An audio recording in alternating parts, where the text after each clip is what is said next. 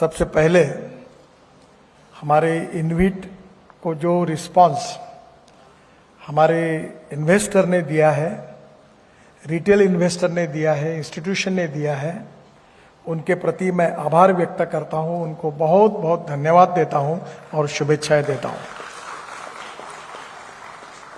ये जो इन्वेस्ट का जो हमारा पहला ये प्रयोग था, उसमें रिटेल लोगों को ज़्यादा प्रोत्साहित करने की कोशिश हमने की। बहुत प्रयास ये चल रहा था कि हम बड़े प्रमाण पर हमारे देश में जो रिटायर्ड लोग हैं, पेंशनर्स हैं, कर्मचारी हैं, जो सैलरी कमाते हैं, ऐसे लोगों को हम ज़्यादा अवसर दें। इसके बारे में जो एक्सपर्ट लोग थे उनका उतना विश्वास नहीं था, पर मुझे बहुत खुशी है कि 10 दिन की मुदत इनविट के लिए थी, पर केवल 7 घंटे में जो अमाउंट हमको चाहिए थी उससे 7 टाइम्स ज़्यादा रिस्पांस हमको लोगों से मिला है। सुबह 9 से 4 तक ये 7 टाइम्स रिस्पांस देना ही एनएचआई की क्रेडिबिलिटी को मजबूत करता है। एनएचआई AAA रेटिंग है और स्वाभाविक रूप से ये जो विश्वास एक प्रकार से एनएचआई पर व्यक्त किया गया है, ये इनविट के माध्यम से, ये निश्चित रूप से हम सब के लिए बहुत बड़ी उपलब्धि है। और इसीलिए मैं हमारे एनएचआई की चेयरपर्सन अलका उपाध्याय, हमारे फाइनेंस मेंबर राजेंद्र कुमार, हमारे इनविट के जो चेयरमैन हैं मिस्टर श्रीराम, और इसके साथ साथ इसमें जिन्होंने बहुत अच्छा काम किया है ऐसे श्री गोयल और उनके पूरे टीम को हृदय से बहुत बहुत धन्यवाद देता हूं, उनका अभिनंदन करता हूं। वैसे मुंबई स्टॉक एक्सचेंज से मेरा बहुत पुराना रिश्ता रहा है। आज यहां आते हुए 2 घटनाओं की मुझे याद हो रही है। पहली घटना ये थी जब मैं मुंबई में मंत्री था 97 में, तब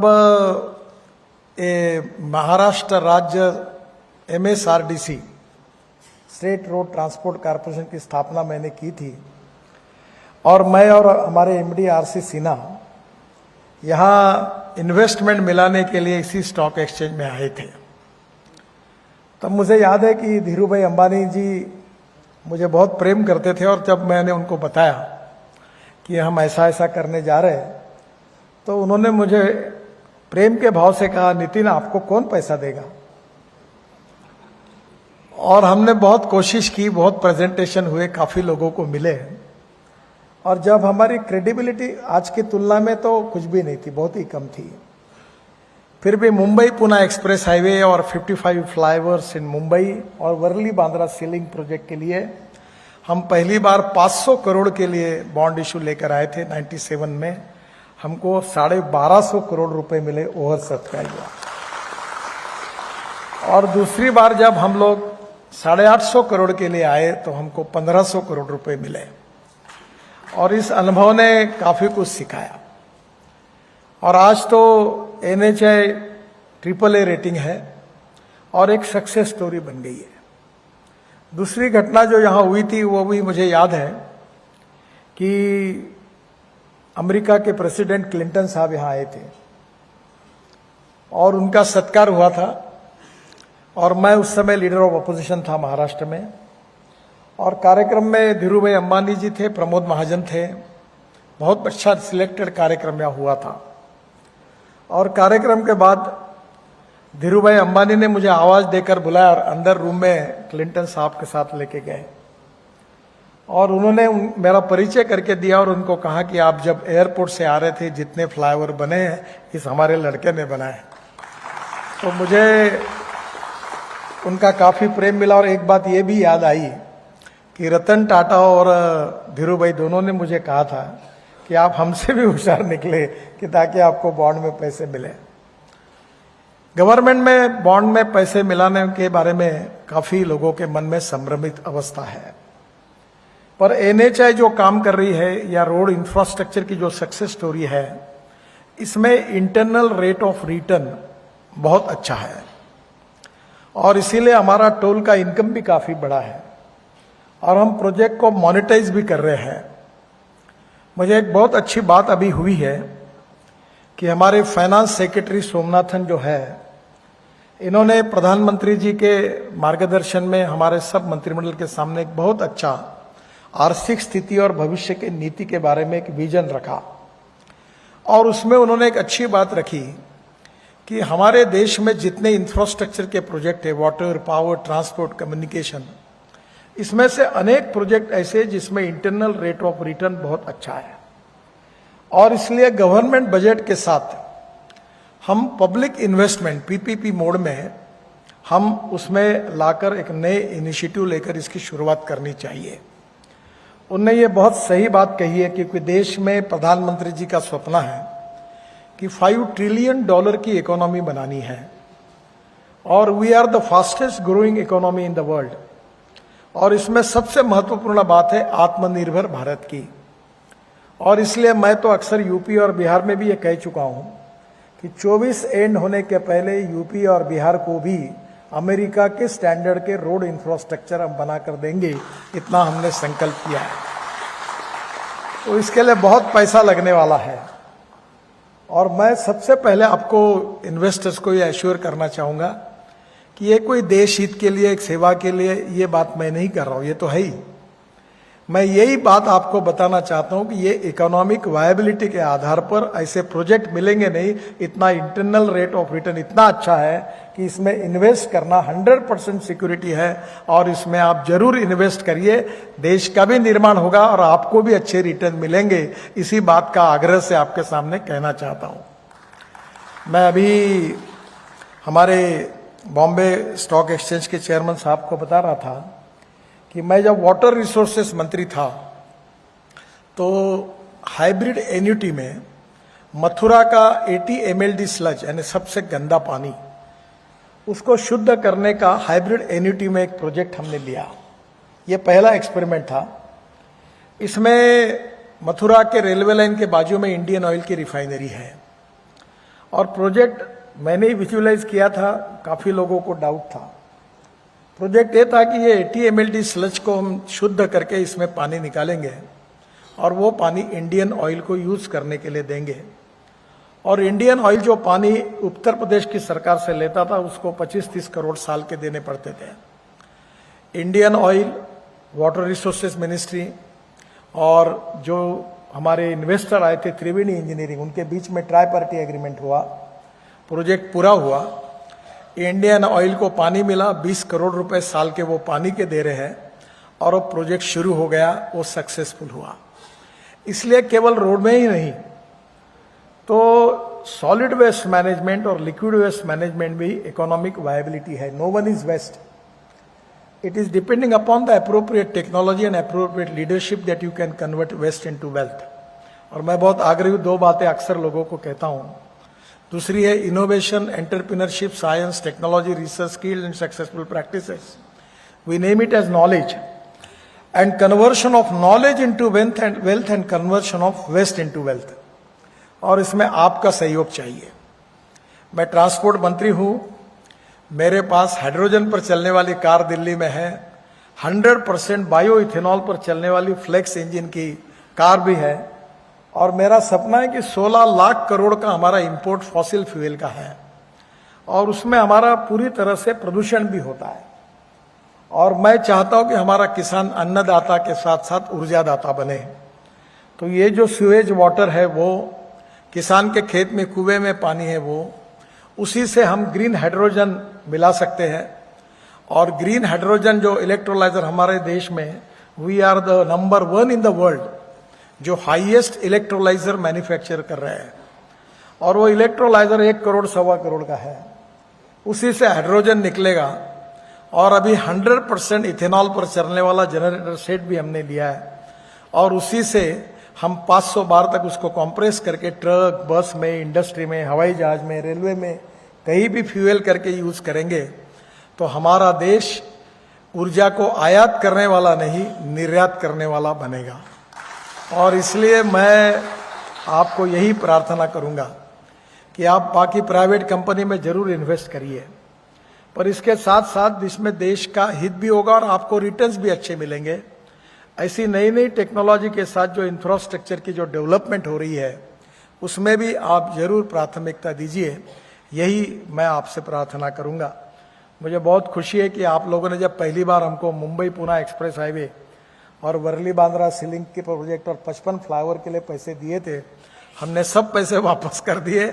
और मैं तो दिल्ली चला गया, पर अभी मुंबई पुणे एक्सप्रेस हाईवे जो 1650 करोड़ में हमने बनाया था, वो बाद में महाराष्ट्र सरकार ने भी 1.5 साल पहले 8000 करोड़ रुपए में अगले 10-15 साल के लिए बेच दिया। वो एक्चुअली नेशनल हाईवे भी हमने उसके साथ उनको जोड़ के दिया था। इसका मतलब ये केवल कमाई और बढ़ाने वाला इंफ्रास्ट्रक्चर के प्रोजेक्ट्स है। हिंदुस्तान के 2 बातों में रिकॉर्ड है, पॉपुलेशन ग्रोथ और ऑटोमोबाइल ग्रोथ, दोनों में बहुत स्पीड से काम होता है और इसलिए इकोनॉमिक वायबिलिटी का कोई प्रॉब्लम नहीं है। और इसलिए आने वाले समय में मुझे बड़ा दुख हुआ कि हम लोग काफी लोगों को अब निराश करना पड़ रहा है जिन्होंने अपने इनविट में पार्टिसिपेशन किया है। पर हम जल्दी ही और प्रोजेक्ट निकालेंगे और ज्यादा से ज्यादा प्रोजेक्ट जो है वो निश्चित रूप से छोटे छोटे लोग जो सैलरी कमाते हैं, महीने में रिटायर्ड हुए हैं, उन लोगों के इन्वेस्टमेंट को उनको हम 8% तक रिटर्न दे रहे हैं। और ये भी सुविधा है कि अगर वो चाहते तो रिटर्न उनको मंथली मिल सकता है। तो मुझे लगता है कि इतना रिटर्न तो कहीं मिलता ही नहीं। तो निश्चित रूप से रिटायर्ड लोगों के लिए, जैसे हमारे सिक्योरिटी के कर्मचारी होते हैं, हमारे छोटे छोटे कर्मचारी होते हैं, उनको रिटायर्ड होने के बाद इसका बहुत अच्छा उपयोग होगा। और इसके लिए जो रिस्पांस मिला है उसके लिए निश्चित रूप से मैं उनका आभारी हूं। और जल्दी ही अब इनविट में और प्रोजेक्ट लेकर हम आएंगे। हमारे पास प्रोजेक्ट की कोई कमी नहीं है। हम 26 ग्रीन एक्सप्रेस हाईवे बना रहे हैं और अभी मुंबई से आज नरीमन पॉइंट में मैं हूं और यही सपना था कि नरीमन पॉइंट से दिल्ली में 12 घंटे में पहुंचना है। और इसलिए ये जो हमारा नया कोस्टल मार्ग बन रहा है, इसमें महाराष्ट्र सरकार से मेरी बात हुई है कि अभी हमारा जो दिल्ली से मुंबई JNPT तक हाईवे है वो 70% पूरा हुआ है। 1 लाख करोड़ रुपए हम उस पर खर्चा कर रहे हैं। और ये जो हाईवे है ये हम लोग ये वर्ली बांद्रा सीलिंग प्रोजेक्ट आगे वसई विरार से लेकर उसको हम एक 50,000 करोड़ का प्रोजेक्ट समुद्र में ही करके डायरेक्ट एक्सप्रेस हमारे दिल्ली मुंबई हाईवे को जोड़ देंगे तो 12 घंटे में नरीमन पॉइंट से दिल्ली जाना आसान हो जाएगा। तो मुझे लगता है कि इसके लिए भी हम आपके पास जरूर आएंगे। ये सब प्रोजेक्ट इकोनॉमिकली वायबल है। अभी हम काफी ग्रीन हाईवे बना रहे हैं। दिल्ली से हरिद्वार 2 घंटे में, दिल्ली से देहरादून 2 घंटे में, दिल्ली से चंडीगढ़ 2.5 घंटे में, दिल्ली से अमृतसर 4 घंटे में, दिल्ली से कटरा 6 घंटे में, दिल्ली से श्रीनगर 8 घंटे में, दिल्ली से जयपुर 2-2.25 घंटे में और चेन्नई से बेंगलोर केवल 2 घंटे में और कानपुर से हमारे लखनऊ को केवल आधा घंटे में पहुंचने के रोड हम बना रहे हैं। ऐसे और भी रोड है। तो ये सब ग्रीन हाईवे भी बना रहे हैं और उसमें ट्रैफिक तो अच्छा ही मिलेगा। तो मुझे लगता है कि आप सबका सहयोग मिलेगा। और एक मैं आपको रिक्वेस्ट करना इस उम्मीद तक करूंगा कि अभी मुंबई में मैं अभी एक 25-30 दिन पहले आया था बेस्ट के कार्यक्रम के लिए।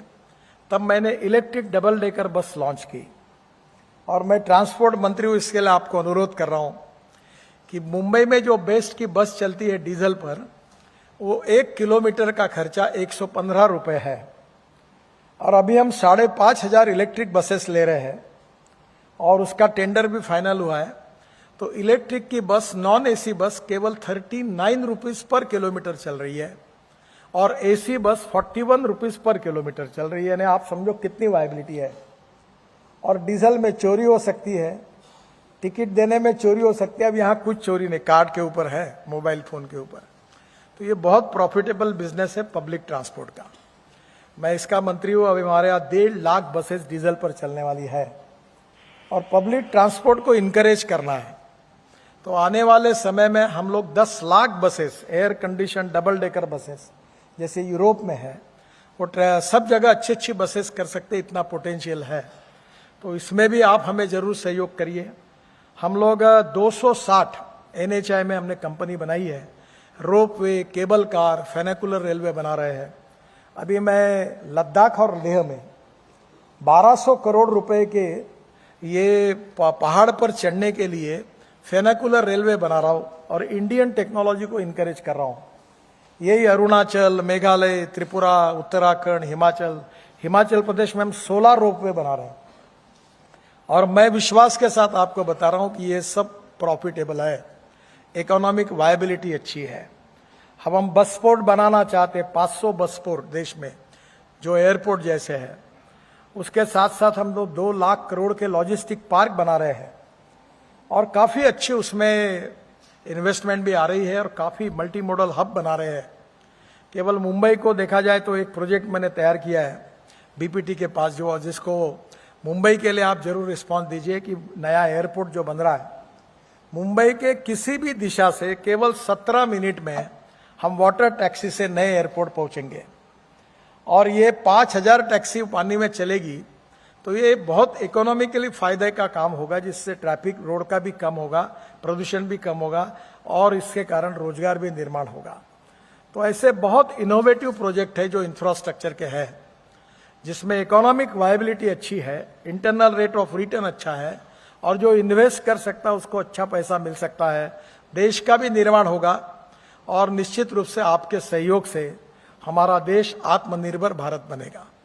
हमारे प्रधानमंत्री जी का जो सपना है कि $5 ट्रिलियन की इकोनॉमी हमें बनानी है, तो उसके लिए हमें काफी बड़ा इंफ्रास्ट्रक्चर डेवलप करना होगा और इंफ्रास्ट्रक्चर डेवलप करने के लिए हमें काफी कैपिटल इन्वेस्टमेंट लगेगी और वो कैपिटल इन्वेस्टमेंट सरकार के बजट से तो मिलेगी ही, पर इसके अलावा आप जैसे लोगों के सहयोग से अगर ये पैसा मिलेगा तो ये ग्रोथ रेट और बढ़ेगा, एम्प्लॉयमेंट पोटेंशियल बढ़ेगा, कैपिटल इन्वेस्टमेंट आएगी, हमारा देश दुनिया की इकोनॉमी में अग्रस्थान पर पहुंचेगा और उसके साथ साथ आपके रिटर्न्स का भी आपको अच्छा फायदा भी मिलेगा। तो आज बॉम्बे स्टॉक एक्सचेंज के सभी इन्वेस्टर यहाँ हैं और इस कार्यक्रम के निमित्त NHI तो AAA रेटिंग है, NHI में तो कोई प्रॉब्लम नहीं, मैं कभी कभी NHI को गोल्ड माइन कहता हूँ, इतना अच्छा है NHI का रिकॉर्ड है। और अभी हम लोग, आपको पैसे की कमी नहीं है, हमारे पास काम करने की स्पीड बढ़ाने की जरूरत है और मुझे खुशी है कि हमारे लोगों ने एक टीम वर्क में काम करके इस साल हमने 6 वर्ल्ड रिकॉर्ड बनाए, 6 जो आज हमारे रोड कंस्ट्रक्शन में हमने बनाए, कंक्रीट में हो, बिटुमेन रोड में हो, अच्छे अच्छे फ्लाईओवर्स बने, काफी डबल डेकर बना रहे हैं, अभी 3 लेयर के फ्लाईओवर बना रहे हैं। एक प्रकार से नई टेक्नोलॉजी का उपयोग करके हम लगातार काफी डेवलपमेंट का काम कर रहे हैं और विशेष रूप से पहाड़ी क्षेत्र में काम करने के लिए हमने NHIDCL इस कंपनी की भी स्थापना की है। हम लोग आशिया की सबसे बड़ी टनल जोजिला, कारगिल के नीचे, वो बना रहे हैं और आप सबको बताते हुए मुझे खुशी हो रही कि इसका 4 बार टेंडर निकला और हमने 1 साल मेहनत की और इसमें एस्टिमेट कॉस्ट जो 12,000 करोड़ थी, हमने 5,000 करोड़ रुपए बचाए और पहली बार वो टनल का काम अब 45-50% हुआ है, 1.5 साल में वो पूरी होगी। इसके साथ साथ काफी बड़े बड़े प्रोजेक्ट NHIDCL भी कर रही है नॉर्थ ईस्ट में। अभी तक उनको तो हम कैपिटल मार्केट में नहीं आए, पर इस देश के इंफ्रास्ट्रक्चर में हमारी भारत सरकार ने और वित्त मंत्री जी ने 2 लाख करोड़ का बजट हमको दिया है और ऊपर से आप सब लोगों का अगर सपोर्ट रहेगा तो रोड इंफ्रास्ट्रक्चर तो अच्छा बनेगा ही, पर उसके साथ साथ बाकी इंफ्रास्ट्रक्चर के इन्वेस्टमेंट के लिए भी आप जरूर सहयोग करिए, यही मैं आपसे अनुरोध करता हूं। NHI की चेयरमैन और उनकी टीम, हमारे इनविट के चेयरमैन, उनकी टीम और विशेष रूप से हमारे गोयल, अभी उनको भी मैं बहुत बहुत अभिनंदन करूंगा। अभी मैं मैक्वेरी गया था ऑस्ट्रेलिया में, तो वहाँ के ऑफिस में उन्होंने मुझे इन्वाइट किया था, तो कह रहे थे कि हम लोग हिंदुस्तान में काफ़ी इन्वेस्टमेंट करने के लिए तैयार हैं। तो मैंने कहा कि आपका बिल्कुल स्वागत है, जितनी इन्वेस्टमेंट आएगी उतनी इन्वेस्टमेंट में स्वागत है, पर मैंने उनको ये भी बताया कि उसके साथ साथ हिंदुस्तान के छोटे लोगों की भी इन्वेस्टमेंट हम प्रायोरिटी पर लेना चाहते हैं। हम देश की जनता की इन्वेस्टमेंट के आधार पर देश का निर्माण करना चाहते हैं। मुझे बहुत खुशी है कि this is really a good historical start. This is not only important to NHI, but this is important for our Indian economy. The first time the investor has got a lot of belief on NHI, on our investment and our infrastructure. It is really a great thing, great day. मैं बहुत आप सब लोगों को बहुत बहुत धन्यवाद देता हूं, आपका अभिनंदन करता हूं और ऐसा ही सपोर्ट आप सबका हमारे प्रोजेक्ट को और भारत सरकार के इंफ्रास्ट्रक्चर प्रोजेक्ट को ऐसा ही मिलता रहेगा, इसी विश्वास के साथ आप सबको बहुत बहुत धन्यवाद। नमस्कार।